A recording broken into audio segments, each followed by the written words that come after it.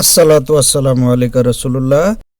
এই পর্বে আপনারা দেখবেন আল্লাহ রসুলের কবর মোবারক আসলেই দেখতে কেমন। অনলাইনে যে কবরগুলো দেখানো হয় তা কোনটি আল্লাহর রসুলের। এই পর্বে আরও দেখবেন এই কবর মোবারকের ঘরে কিভাবে প্রবেশ করা যায়। সর্বশেষ যে ব্যক্তি এই কবর মোবারক দেখেছেন তিনি এ বিষয়ে কি কি লিখেছেন। আজকের এই পর্বটি অনেক অজানা তথ্যবহুল একটি পর্ব। চলুন তাহলে পুরোটা দেখে নিই। এর আগের পর্বে আমরা দেখেছি কেন আম্মাজান আয়েশা রাদিয়াল্লাহু আনহার ঘরে আল্লাহর রসুলকে সমাহিত করা হয়েছিল। এছাড়াও সেখানে আমরা আরও দেখেছিলাম রসুল আমাদের আম্মাজান আয়েশা রাদিয়াল্লাহু আনহার ঘরের শেষ নিঃশ্বাস ত্যাগ করেন। এই ঘরটি মদিনার মাটি দিয়ে তৈরি এবং এই ঘর তৈরিতে আল্লাহ রসুলের নিজ হাত মুবারকের স্পর্শ ছিল।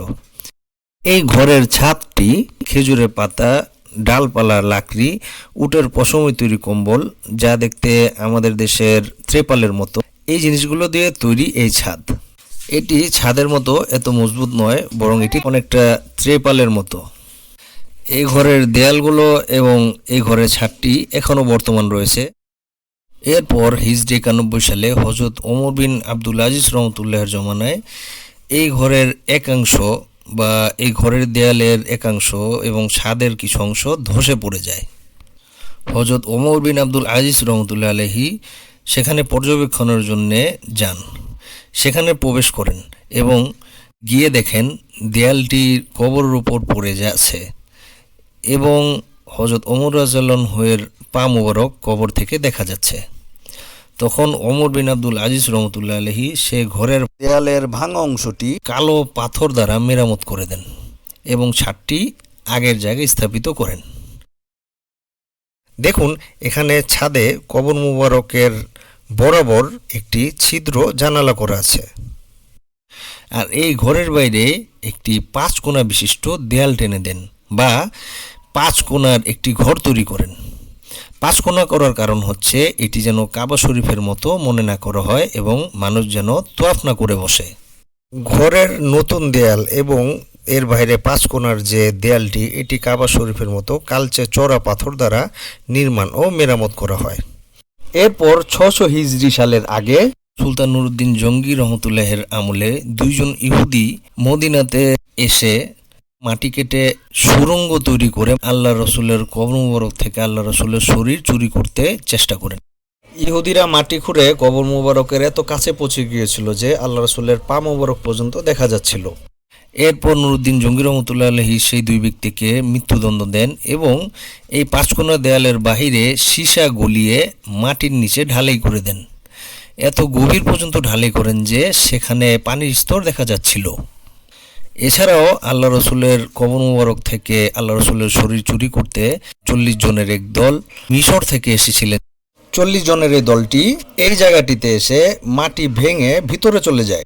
এর চিহ্নটি এখনও মসজিদ নববীতে রয়েছে, যা আমি আরেকটি পর্বে দেখিয়েছি। এরপর প্রায় 800 বছর পর যখন 5 কোণা এই দেয়ালটি ক্ষয়প্রাপ্ত হয়, তখন এটি সংস্কারের সিদ্ধান্ত নেন সুলতান কাটউই রহমতুল্লাহ আলাইহি, যিনি মিশরের মামলুক সুলতান ছিলেন। 881 হিজরি সালে সংস্করণ কাজের অংশগ্রহণ করতে মদিনায় থাকা তৎকালীন বুজুর্গ লেখক আল্লামা শায়েখ নূর হাসান আসমাহুদি রহমতুল্লাহ আলাইহি বা শায়েখ সামুদি যাকে বলা হয়, সেখানে যান এবং দেয়াল মেরামত কাজে অংশগ্রহণ করেন। উনার লেখাতে আল্লাহ রসুলের কবর মুবারকের সর্বশেষ বিবরণ পাওয়া যায়। বলা হয় যে উনি সর্বশেষ আল্লাহ রসুলের কবর মুবারক দেখে বর্ণনা লিখে গিয়েছেন। উনার কিতাবে কম বেশি এরকম উনি লিখেন, 14 শাবান তারিখ 881 হিজরি সাল 5 দেয়ালকে পুরোপুরি সংস্কার বা ঠিক করতে এসে দেখলাম আল্লাহ রসুলের ঘরের যে 4 দেয়াল ছিল সেটির মধ্যে ফাটা ছিদ্র ছিল। যখন আল্লাহ রসুলের ঘরের 4 দেয়াল মেরামতের জন্য গেলাম, তখন আমাদের চোখের সামনে রাসূলের ঘর ছিল। সেখানে আমার যাওয়ার সৌভাগ্য হলো। সেখানে প্রবেশের পর এমন কিছু সুঘ্রাণ আমরা পেলাম যা জীবনেও কখনো আমরা পাইনি। আমি আল্লাহ রসুল ও উনার 2 সাহাবাকে আদবের সাথে সালাম করলাম। এটি 4 কোণ বিশিষ্ট ঘর ছিল। এটির দেয়াল কালচে রঙের পাথরে তৈরি ছিল, যেমন কাবা শরীফের দেয়াল থাকে। চার দেয়ালের কোনো দরজা ছিল না। আমার মনোযোগ পুরোপুরি 3 কবর মুবারকে ছিল। 3টি কবরই জমিনের প্রায় বরাবর ছিল। এর মধ্যে এক জায়গায় সামান্য উঁচু ছিল। এটি হযরত ওমর রাদিয়াল্লাহু আনহুর কবরে ছিল। সেই ঘরের দেয়াল আর আল্লাহ রসুল কবর মোবারক মাত্র 1 হাত দূরত্বে ছিল।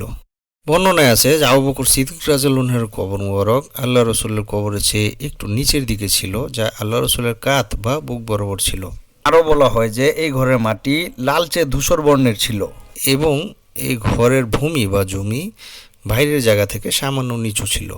আল্লামা আসমুদী রহমতুল্লাহের কিতাবে এই লেখাটি এখনও আছে। এখানে দেখুন, মসজিদ নববীর ভিতরে আম্মাজান ফাতিমা রাদিয়াল্লাহু আনহার বন্ধ ঘরের আছে দেয়ালে ঝুলানো লিখিত একটি কবিতা বা কাসিদা রয়েছে, যেটি কিনা এই আল্লামা আসমুদী রহমতুল্লাহের লেখা। অতঃপর সেই সময় এই 5 দেয়ালের বাইরে আরেকটি দেয়াল নির্মাণ করা হয়। বর্তমান এই দেয়ালের উপর সবুজ চাদর ঝুলানো আছে। এখানে দেখুন, আমরা জালির বাইরে যখন সালাম করতে দাঁড়াই তখন জালির ভিতরে সবুজ চাদরযুক্ত এই দেয়ালটি দেখতে পাই। বর্তমানে কোনো বিশেষ অতিথিবৃন্দ যদি জালির ভিতরে প্রবেশের অনুমতি পায়, তাহলে সর্বোচ্চ তারা এই দেয়াল পর্যন্তই যেতে পারে। এই দেয়াল হওয়ার পর এই দেয়ালের ভিতরে আর কেউ প্রবেশ করতে পারেনি। এটি প্রায় 550 বছর আগের দেয়াল। তখন কোনো ক্যামেরা বা ভিডিও ছিল না এবং এই প্রতিটি দেয়ালেরই দরজা ছাড়া। তাই বর্তমানে এই দেয়ালের ভিতরে প্রবেশ সম্ভব নয়। অনলাইনে থাকা যে মাজারের ছবিগুলো দেখিয়ে আল্লাহ রসুলের কবর বলে দাবি করা হয় তা সম্পূর্ণ মিথ্যা ও বানোয়াট। এইসব মিথ্যা ছবি যদি কেউ না জেনে না বুঝে প্রচার করে থাকে তাহলে তার অবশ্যই কবিরা গুনাহ হবে। আর যদি কেউ জেনে বুঝে প্রচার করে তাহলে তার ঈমান নষ্ট হবার সম্ভাবনা রয়েছে। এই ঘরের উপর গম্বুজ কয়টি? আল্লাহ রসুলের ওফাতের কয়েক বছর পরে আল্লাহ রসুলের কবর মোবারক বরাবর ওনার ঘরের সেই ছাদে একটি ছিদ্র বা জানালা করা হয়। এই ছাদের উপরে অনেক বছর পর মিশরি মামলুক বাদশাহ একটি সাদা পাথরের ছোট গম্বুজ তৈরি করেন, যা এখনও বিদ্যমান রয়েছে। কিন্তু আমরা এটি দেখতে পাই না। এটিতেও একটি জানালা রাখা হয়। আবার এর অনেক বছর পরে এই ছোট গম্বুজের উপর বর্তমানের এই সবুজ গম্বুজ তৈরি করা হয়। এটি প্রথমে সবুজ রঙের ছিল না, এটি পরে সবুজ রঙের করা হয়। এটি অটোমান আমলে নির্মাণ করা হয়। দেখুন, এই সবুজ গম্বুজের মধ্যেও একটি জানালা রয়েছে। বর্তমানে যে মসজিদে নববীর কারুকাজ তা বেশিরভাগ অটোমান আমলেই করা হয়। এই ঘরে প্রবেশের কোনো রাস্তা আছে কি? এই 3টি দেওয়ালের কোনো দরজা বা জানালা নেই। একটি কঠিন রাস্তা আছে, যা হচ্ছে সবুজ গম্বুজের জানালা দিয়ে এর নিচের গম্বুজে গিয়ে সেটার যে জানালা আছে তা দিয়ে ভেতরে থাকা ছাদে যেতে হবে। তারপর সেই ছাদের জানালা দিয়ে ভেতরে গিয়ে আল্লাহ রসুলের ঘরে প্রবেশ করা যাবে, যা কেউ কোনোদিন করেনি এবং এটি অসম্ভব। একটি বিষয় লক্ষ্য করুন, আল্লাহ রসুলের কবর মোবারক বরাবর ছাদে একটি ছিদ্র জানালা আছে। তার বরাবর উপরে ছোট সাদা গম্বুজেও একটি জানালা বা ছিদ্র আছে। আবার এর বরাবর বড় সবুজ গম্বুজেও একটি জানালা বা ছিদ্র আছে। এই ছিদ্রটি আমরা সবাই দেখতে পাই। এই বরাবর জানালাগুলো বানানোর রহস্যময় একটি কারণ আছে। এ নিয়ে আমাদের চমৎকার একটি ভিডিও রয়েছে। রহস্যময় এই ভিডিওটি আপনারা দেখে নেবেন, লিংক দিয়ে দিচ্ছি ডিসক্রিপশনে।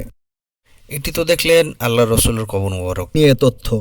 কিছুদিন আগে মদিনার বেলাল মসজিদের পাশে কয়েকজন সাহাবার কবর খুঁড়ে সাহাবাদের শরীর মোবারক সরিয়ে সেই কবরগুলোর উপর দিয়ে রাস্তা বানানো হয়েছিল। সাহাবাদের কবরে কি পেল এবং সেই রাস্তার কি হলো, এই নিয়ে বর্তমান অবস্থার ফুটেজ সহ একটি ভিডিও রয়েছে আমার চ্যানেলে। কিভাবে দেখবেন তা বলছি।